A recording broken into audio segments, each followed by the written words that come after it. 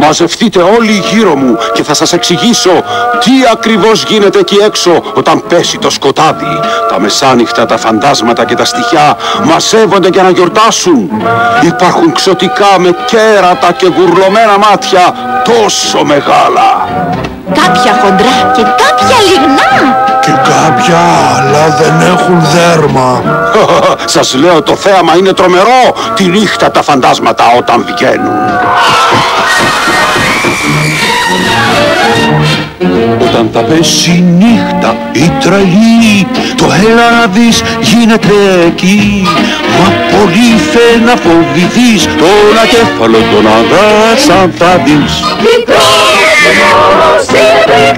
Όταν δεις τη γύρα τη νυχτιά, μας καπητή που λες κρατά. Σαν το δούνε τα στοιχιά από εμπρός αμέσως φεύγουν κι αυτά. Τα στοιχιά και τα ξωτικά και μες στο σκοτάδι ψάχνει εκεί και πάλι καινούριο για να δει. Καινούρια ψάχνει κεφαλή, μα πουθενά δεν έχει βρει. Εδώ και εκεί κυκλοφορεί, κεφάλι θέλει, το ψάχνει όπου βρει. Κι αν είναι μεγάλο μα και μικρό, στη μέση χωρίς τράει παρακρό, μόνο άστρο η φαντεζή. Κεφάλι θέλει στη στιγμή με ένα χίκι και ένα χίπερ.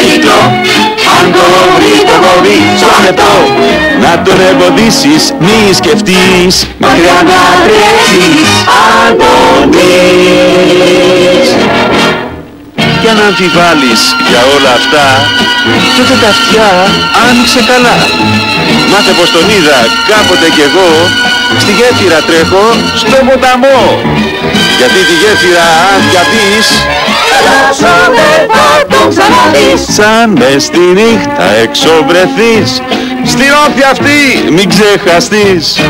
Γιατί εδώ ναι κυκλοφορεί, κεφάλι νέο ζητά να βρει.